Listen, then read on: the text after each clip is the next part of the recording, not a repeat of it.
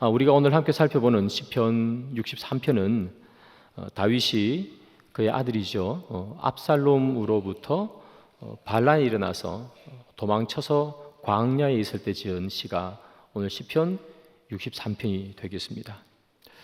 어제까지만 해도 다윗은 분명히 왕궁에 있었는데 자고 일어나서 광야에 있는 그 다윗입니다. 참 답답하고 힘들었을 것 같다는 생각이 듭니다. 그것도 다른 사람 때문이 아니라 자기 아들 때문에, 아들의 반역 때문에 왕궁을 도망치듯 뛰쳐나와 광야에 있는 다윗, 그의 마음이 얼마나 아팠을까 생각합니다. 그러면 여러분, 다윗이 이렇게 압살롬이 반역을 일으키는지 정말 아무것도 모른 채 갑자기 이렇게 이런 일이 닥쳤을까? 물론 성경을 보면 압살롬이 반역을 일으키기 위해서 오랫동안 준비하는 모습을 우리는 볼 수 있습니다. 그러나 다윗이 오래전부터 이것을 알 수는 없었겠죠. 그러나 이 반란이 일어나기 얼마 전에 다윗은 그 낌새를 눈치채고 있었어요. 그래서 하나님 앞에 기도하는 내용이 시편 5편에 담겨 있습니다. 이렇게 기도하죠. 여호와여, 아침에 주께서 나의 소리를 들으시리니 아침에 내가 주께 기도하고 바라리이다. 자기 아들의 반역을 눈치채고 다윗이 아침에 일어나서 기도합니다. 하나님, 이 반역이 사라지게 하시고, 하나님, 이 반역이 아무런 소용돌이를 일으키지 않고 그대로 잠잠하게 도와주십시오. 아마 이렇게 기도했을 것 같습니다. 다윗이 아침에 일어나면 아침마다 하나님께 기도했어요. 하나님, 우리 아들의 마음을 돌리셔서 그의 마음을 평안케 하시고 나라에 어려움이 일어나지 않도록 도와주십시오. 다윗이 아침마다 기도했습니다. 그런데 아침마다 기도했지만 그 결과가 어떻게 되느냐? 지금 다윗은 광야에서 힘든 가운데 놓여 있는 것입니다. 아들이 반역을 일으켜서 그 마음이 얼마나 허하고 답답하겠습니까? 그래서 기댈 곳 없어 하나님 앞에 기도했습니다. 아침마다 기도했습니다. 하나님 좀 도와주십시오. 하나님, 내 상황을 아시니 우리 아들의 마음을 좀 돌려주십시오. 그런데 하나님이 아무런 응답이 없습니다. 아들 때문에 마음이 너무 아프고 하나님이 내 기도에 응답이 없어서 다윗은 마음이 너무나 찢어질 것 같습니다. 그의 마음이 다 무너져 내렸습니다. 땅을 보니 아들이 그를 치고 하늘을 바라보니 하나님은 응답이 없고, 나의 도움이 어디서 올꼬? 땅에서도 오지 아니하고 하늘에서도 오지 아니하는 기가 막힌 다윗의 상황. 저와 여러분 같으면 이럴 때 어떤 마음이 들겠습니까? 왜 내가 이런 일을 당해야 합니까? 하나님, 내가 기도했지 않습니까? 이런 일이 일어나지 않도록 도와달라고 그렇게 기도했지 않습니까? 아침마다 기도했지 않습니까? 하나님, 그런데 왜 내가 지금 이곳에 다른 사람도 아닌 아들 때문에 쫓겨와서 이 광야에 있어야 합니까? 불평할 사람도 있을 것 같습니다. 믿음이 좀 더 좋은 사람은 이렇게 기도하겠죠. 광야에서 하나님이 이 고난이 물러가게 주님 도와주시고 이 고난이 빨리 끝나게 도와주십시오라고 기도했을 수도 있을 것 같습니다.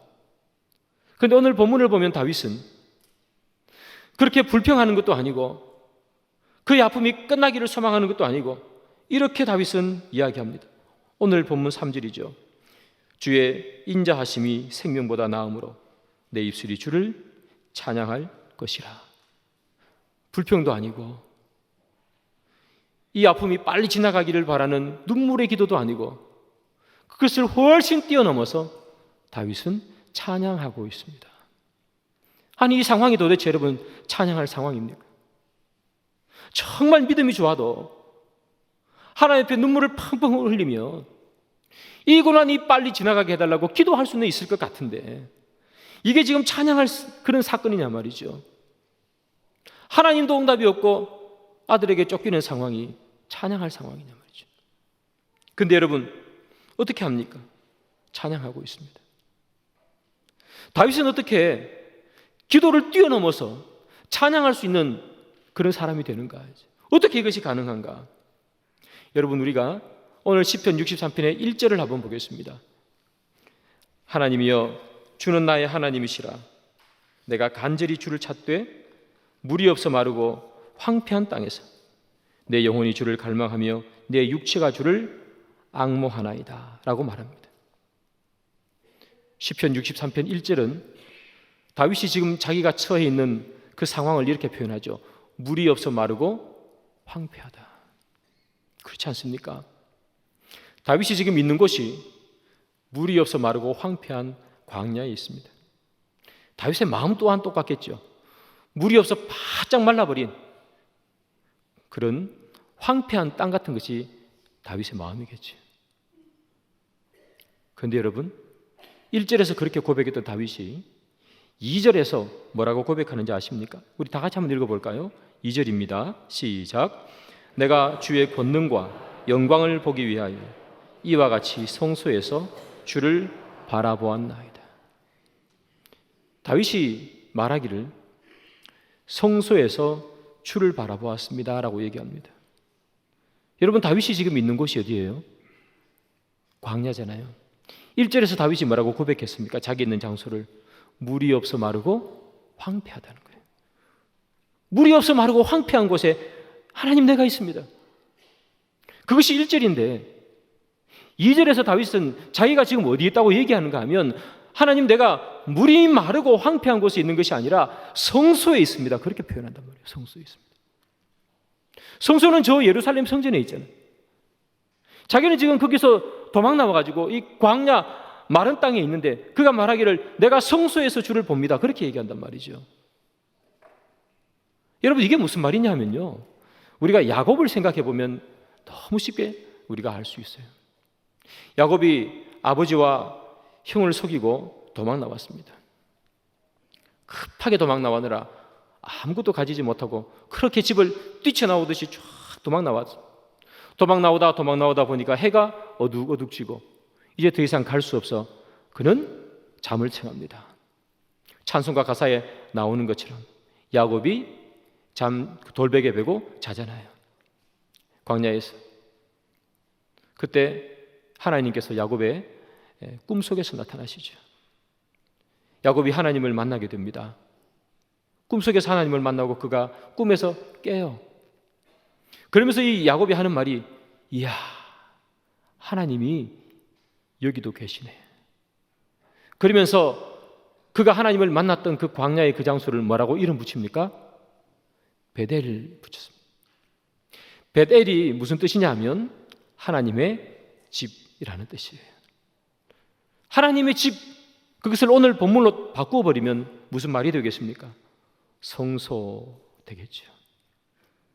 여러분, 야곱이 광야에서 돌베개 베고 자고 있었어요. 그의 상황이 변한 게 아니란 말이에요. 그는 여전히 도망가고 있는 중이었고 그는 여전히 광야에서 돌베개 하나 베고 자고 있는 중이었어요. 그에게 변한 건 하나도 없습니다. 근데 뭐가 변했습니까? 장소가 변했습니다. 그 장소의 이름이 변했습니다. 광야가 아니라 하나님의 집 베델, 성소로 바뀌었습니다. 여러분, 오늘 본문에 나오는 이 다윗의 고백과 똑같죠. 그가 아들 때문에 쫓겨나와 하나님의 응답이 없어 답답한 상황 가운데 물이 없어 마르고 황폐한 그곳에 있었지만 그가 하는 말이 뭡니까? 이곳이 성소라는 거예요. 어떻게 해서 여러분 다윗이 이 황폐하고 마른 땅 같은 곳에서 불평불만이 아니라 이 상황을 이기게 해달라는 처절한 기도가 아니라 찬양의 감사의 찬양을 할 수 있는가? 주의 인자하심이 내 생명보다 낫다는 그 감사의 찬양을 하나님께 올려드릴 수 있었는가? 그것은 그가 있던 그 광야의 마른 땅, 황폐한 땅을 성소로 바꿔버렸기 때문입니다. 어떻게 바꿉니까? 그곳에 무릎 꿇고 주님께 두 손 들면 그곳이 성소가 되는 것이에요. 주님, 이곳은 많은 땅이 아닙니다. 주님, 내가 이곳에서 주님을 만나기를 소망합니다. 저기 아름다운 성전이 있는 곳, 멋있고 큰 성전이 있는 곳, 그곳이 성소가 아니라 비록 지금 마르고 황폐한 땅 같은 곳에서라도 내가 주님 앞에 무릎 꿇고 두 손 들면 거기 주님께서 나에게 찾아와 주실 줄 믿습니다. 주님이 나에게 찾아오시면 그곳이 성소가 되는 줄 믿습니다. 다윗이 지금 마른 땅을 성소로 바꿔버립니다. 그러니 그에게서 나오는 것은 불평불만이 아니라 하나님께 찬양하는 찬양의 소리가 나오는 것이겠죠. 사랑하는 여러분, 세상의 많은 사람들은 이 땅에서 살아가는 삶을 이렇게 말합니다. 지옥 같은 삶이다. 그렇게 말하는 사람들이 있습니다. 얼마나 힘들면 지옥 같다고 말하겠습니까? 무한 경쟁의 시대. 얼마 전에 수능도 쳤는데요. 우리 애들 얼마나 불쌍합니까? 밤늦게 12시 넘어서 들어와요. 제가 미국에서 공부할 때 보니까 걔들 고등학교 2학년, 고등학교 3학년 3시 되면 마쳐서 집에 옵니다. 우리는 12시까지 공부해요. 아침에 7시까지 학교 가고. 무한 경쟁에 놓여져 있습니다. 그러니 지옥 같은 삶 아니겠습니까? 근데 여러분, 그 지옥 같은 삶이라도 하나님 만나면요, 그곳이 베델이 되는 것이고, 그곳에서 내가 두 손 들면 그곳이 성소가 되는 거예요. 내 상황이 어떠냐의 문제가 아니라 그 상황 위에 내가 주님을 만나기 위해서 두 손을 드느냐의 문제예요. 내 상황을 바라보면 그곳은 마른 땅이고 황폐한 땅일 수밖에 없습니다. 여러분, 우리가 사는 삶이 그렇지 않습니까? 기름진 것이 뭐가 그렇게 많습니까? 웃을 일이 얼마나 그렇게 많습니까? 지나고 나면 아픔이고 지나고 나면 걱정거리밖에 없는 인생이지만, 그러나 걱정거리와 아픔 속에서 그곳에 위에 우리의 무릎을 꿇고 두 손을 들면 그곳이 성소가 되는 것이고, 그곳이 성소가 되니 하나님 앞에 찬양하는 것 아니겠어요? 여러분, 오늘은 추수감사주일이지 않습니까? 여러분, 무엇을 감사하십니까? 작년보다 나아졌기 때문에 우리가 감사하는 것입니까? 작년보다 더 풍성해졌기 때문에 감사하는 것입니까? 그렇지 않습니다. 추수감사주일날 감사는 작년에 비해서 더 나아졌기 때문에 감사가 아니라 주님 앞에 무릎 꿇을 수 있어서 감사하고 나의 기도를 들어주실 분이 있음에 감사한 것이죠. 내가 걷는 이 길이 비록 물이 없어 마른 땅 같은 길을 걸어도 무릎 꿇어 찬양할 수 있는 내 삶에 대한 감사, 그것이 추수감사입니다.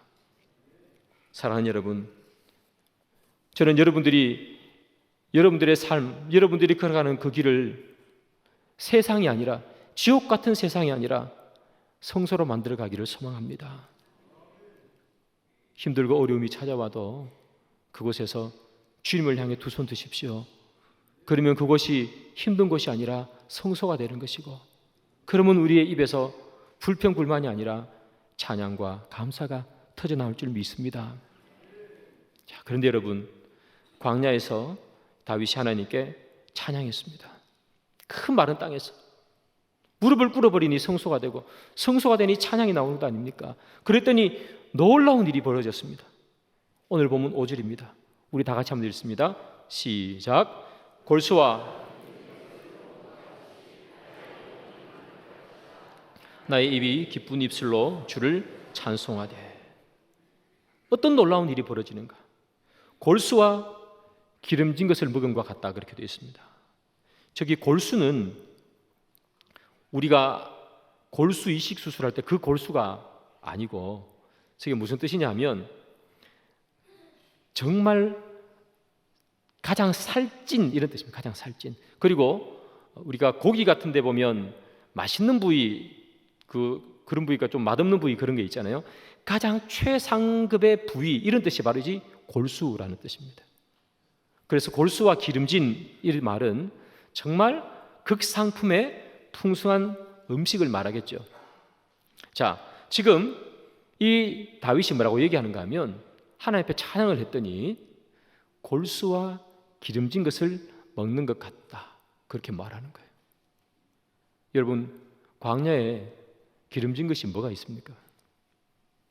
다윗이 광야로 나올 때요, 성경에 보면 신발도 제대로 못 신고 그렇게 도망치던 나왔어요. 언제 여러분 기름진 것 챙길 시간이 어디 있었겠어요? 신발도 못 신었는데. 그런데 다윗이 뭐라고 얘기하는가 하면 골수와 기름진 것을 먹는 것 같아요. 찬양했더니. 먹어봤자 뭘 먹었겠어요, 여러분? 그 말라 비틀어진 겨우 몇 개 가져온 그 음식 먹지 않겠습니까? 근데 그걸 먹어도 이게 골수와 기름진 것 같아요. 그런데 오늘 저 본문은 먹는 것을 영적으로 성화시키잖아요. 골수와 기름진 것을 먹는 것 같이 나의 영혼이 만족할 거예요. 영혼이 만족하대요. 만족한 게 뭡니까? 꽉 채워진 거잖아요. 빈 게 하나도 없는 거잖아요. 자기 영혼이 꽉 채워졌대요. 빈 게 하나도 없대요. 여러분, 광야에 지금 어떤 일이 일어날지 모르지 않습니까? 언제 아들이 들이닥칠지 모르지 않습니까? 그 영혼이 얼마나 심하게 떨리겠어요. 그런데 다윗이 하는 말이, 자기 있는 곳을 무릎을 꿇고 하나님 앞에 찬양했더니 자기가 먹는 것이 기름진 것 같고 자기의 영혼이 어떻게 돼요? 꽉 채워서 충만해졌다는 거예요. 그는 누구보다도 영적으로 풍성한 식탁을 대하고 있는 거죠. 그의 입술에서 불평이 아니고 감사가 터져나올 수 있는 이유겠죠. 여러분, 이것이 바로 아픔 가운데서 주를 바라보면서, 고난 가운데서 그 광야의 아픈 곳에서 무릎을 꿇었더니 광야가 성소로 변했더니 생기는 축복 아니겠습니까? 여러분, 성소를, 사막을, 광야를 성소로 만들어 버렸습니다. 그랬더니 자기가 가지고 있는 것 아무것도 아닌 한 줌에 잡으면 어스러져 날아갈 것 같은 그것이 풍성해지고 기름진, 자기의 마음, 오그라들었던 마음이죠. 답답했던 마음이잖아요. 아들에게 쫓겨나왔던 마음, 하나님이 응답이 없어서 너무나 답답했던 그 마음이 무릎 꿇고 찬양했더니 영혼이 꽉 채워지는 것 같은 만족함을 느꼈대요. 얼마나 놀라운 일입니까? 사랑하는 여러분, 우리가 추수감사주일날 감사해야 되는 것이 이런 것 아니겠습니까? 우리가 추수감사주일에 무엇을 감사해야 되겠습니까? 주님, 나로 하여금 다시 저 화려한 내가 살던 왕궁으로 돌아가 주시게 하심을 감사합니다. 그렇게 할 수도 있겠지만, 그러나 때로는 우리가 광야에 살 때도 있잖아요. 왕궁에 돌아가서 감사는 누군들 못하겠습니까? 그러나 광야에 있을 때 진짜 우리가 감사해야 되지 않을까? 추수감사주일의 감사는 왕궁에 돌아가서 감사가 아니라 광야에 있음에도 감사할 수 있는 것, 그것이 오늘 우리 추수감사주일날 주님 앞에 감사드리는 것이 아닐까요? 여러분, 올 한 해 동안 여러분 얼마나 많이 고생하셨습니까? 인간적으로 보면 2024년은 정말 살기 힘든 그런 한 해였다고 생각합니다. 경제적으로 너무 힘들었던 것이 올 한 해죠. 여러분들의 삶도 아마 많이 힘들었을 것 같습니다. 그러나 여러분, 좋은 일이 있어서 감사하는 건 누구나 하는 것이고, 기쁜 일이 있어서 뛰어다니는 것은 우리가 키우는 애완견들도 다 하는 것이죠. 그러나 진짜 성도가 할 수 있는 감사는 기뻐서, 즐거워서, 결과가 좋아서 하는 감사도 있겠지만, 그러나 우리의 상황과 관계없이 주님 앞에 무릎 꿇고 내 있는 장소를 성소로 만들 때에 드리는 감사. 내 상황은 비록 변한 것이 없고 내 환경은 비록 바뀐 것이 없지만 그 상황과 그 조건 위에 털썩 무릎을 꿇고 주께 손을 들어 주님 앞에 감사할 수 있는 그 감사는 이 세상 누구도 할 수 없, 하나님을 믿는 우리만 할 수 있는 특권 아니겠습니까? 그래서 우리는 이 감사주일날 모이는 거겠죠. 세상 사람들이 볼 때의 조건이 있어서 모이는 것이 아니라 주님 앞에 감사할 조건이 세상 눈으로 볼 때는 없지만 하나님이 계셔서 감사, 주의 인자하심 때문에 감사. 아무것도 내 손에 든 것 없지만 그럼에도 불구하고 주를 찬양할 때 주님께서 내 하나님에 주시는 은혜와 풍성한 기쁨 때문에 감사할 수 있는 것, 그것이 추수감사주일의 감사인 줄 믿습니다. 그래서 여러분, 다윗이 오늘 본문에 이렇게 써요. 7절이에요. 주는 나의 도움이 되셨습니다. 내가 주의 날개 그늘에서 즐겁게 부르리이다. 다윗이 이렇게 말하잖아요. 주는 나의 도움이 되셨다. 무슨 도움이 됐습니까, 여러분? 하나님이 무슨 도움이 됐어요? 하나님께서 다윗에게 도움을 주셨습니까? 아무런 도움을 주지 않았습니다, 여러분. 다윗이 아침마다 기도했습니다. 하나님, 이런 일이 벌어지지 않도록 도와주십시오. 하나님, 내 아들이 나를 치는 이런 반역의 일들이 일어나지 않도록 도와주십시오. 다윗이 아침마다 소리쳤다고요. 근데 하나님 도와주셨습니까? 다윗이 광야에 있습니다. 하나님께서 그를 광야에서 건지셔서 왕궁으로 보내주셨습니까? 다윗이 있는 그곳은 아직 물이 없어 마르고 황폐한 곳이지요. 근데 다윗이 뭐라고 얘기합니까? 주님은 나의 도움이 되셨대요. 도움은 무슨 도움이 됐습니까? 아무런 도움이 안 되지 않습니까? 상황이 변한 것이 없는데. 그런데 왜 다윗은 주님은 나의 도움이 되었다고 그렇게 얘기합니까? 63편 7절 한번 다시 띄워주시기 바랍니다. 이렇게 말하죠. 내가 주의 날개 그늘에서 즐겁게 부르리이다. 주의 날개 그늘 아래 숨을 수 있는 은혜. 여러분, 다윗은 자기 아들 때문에 광야로 나와서 아무것도 풀 한 폭이 없는 그 광야에서 숨을 곳 있는지 찾아보면서 도망다녔던 것이 다윗이겠죠. 어디로 가면 잘 숨을 수 있을까? 어디로 가면 우리 아들이 나를 찾지 못할까? 어디로 가면 내가 잘 숨어서 전열을 정비해서 다시 반격할 수 있을까? 그는 숨을 곳을 찾아다녔을 것입니다. 숨을 곳을 찾다 광야에 숨을 곳이 어디 있습니까?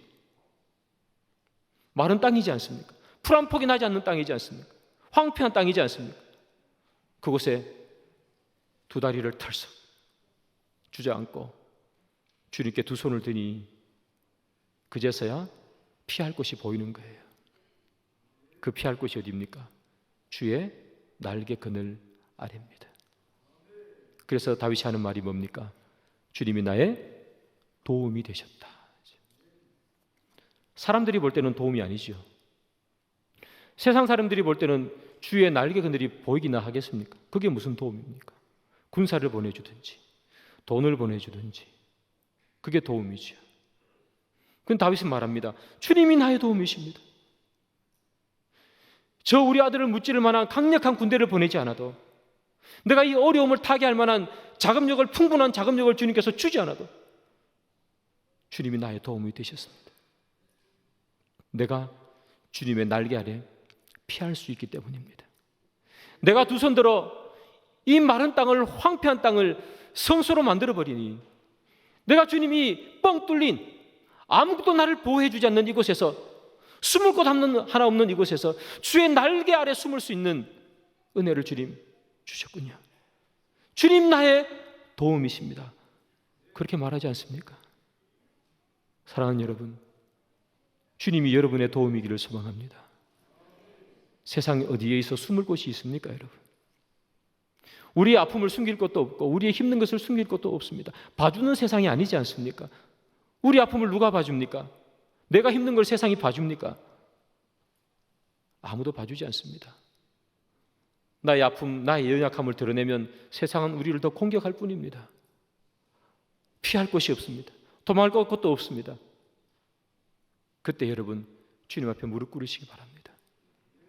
그러면 주님께서는 그의 날개를 여러분들을 향해 펼쳐주시고, 우리는 그 속에 들어가 주님 앞에 감사하는 거죠. 주님 도와주셔서 감사합니다. 사랑하는 여러분, 2024년 추수감사주일입니다. 오늘이. 여러분, 힘들게 한 해를 보낸 분도 우리 가운데는 계실 것이고, 어떤 분들은 참 즐겁게 기쁘게 올 한 해를 보내고 계신 분도 계실 겁니다. 기쁘게 보낸 분들이든 힘들게 보낸 분들이든, 사랑하는 여러분, 우리가 환경을 보면서 기뻐하고 힘들어하지 말아야 합니다. 우리는 환경을 보고 감사하는 것이 아니라 내가 하나님 앞에 무릎 꿇을 수 있음을 감사해야 하고, 내가 주님 앞에 손들 때 그것을 마른 땅이 아니라 성소로 바꿔주시는 그 하나님을 감사해야 되는 줄 저희들은 믿습니다. 오늘 이 추수감사주일에 내가 도대체 올 한 해 동안 무슨 감사할 것이 있는가? 여러분, 그 생각을 가지고 있는 분이 계십니까? 작년보다 사는 것이 너무 힘들어져 가지고 감사할 것 하나도 없는데, 작년보다 삶은 더 찌들어졌고 내 삶에 더 어려운 일만 많이 생겼는데 뭘 감사하냐 하는 분들이 혹시나 계십니까? 여러분들을 힘들게 하고 아프게 하는 그 말 위에 여러분들의 무릎을 한번 꿇어 보십시오. 그리고 여러분들의 상황 속에서 두 손을 드십시오. 그리고 기도하십시오. 그러면 주님께서 그곳이 마른 곳이 아니라, 물이 없는 곳이 아니라, 황폐한 곳이 아니라 주님의 성소로 바꿔주실 줄 믿습니다. 나를 힘들게 했던 것들은 오히려 바뀌어서 골수와 기름진 것으로 바뀌게 될 줄 믿습니다. 중요한 것은 내 환경이 아니라 내가 주님 앞에 무릎 꿇을 수 있느냐 하는 것입니다. 주께 무릎 꿇을 때 우리는 감사가 생겨나는 줄 믿습니다. 말씀의 결론을 맺습니다. 여기까지 인도하신 주님, 에벤 에셀의 하나님 아니겠습니까? 여러분 뒤를 돌아보십시오. 하나님의 은혜가 아니었던 것이 단 한 번도 있습니까? 지금 이 삶을 지나올 때는 너무나 힘든 순간이지만 돌아보면 다 주님의 은혜인 줄 믿습니다. 여러분들이 있는 곳에 무릎을 꿇고 주께 손을 들어 여러분들의 삶의 장소를 성소로 만드십시오. 그러면 여러분들의 삶에 매일매일 감사의 은혜가 넘칠 줄 믿습니다.